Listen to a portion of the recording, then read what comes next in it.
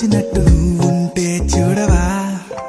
మంచువాన నన్ను ముంచెనంట, వాన విల్లు మీద ఇల్లు కట్టినెవ్వరంట.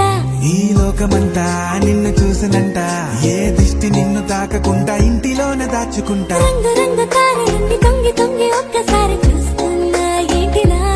ఆ పైన లేని వెన్నెలంత నేల మీదకొచ్చినట్టు నువ్వు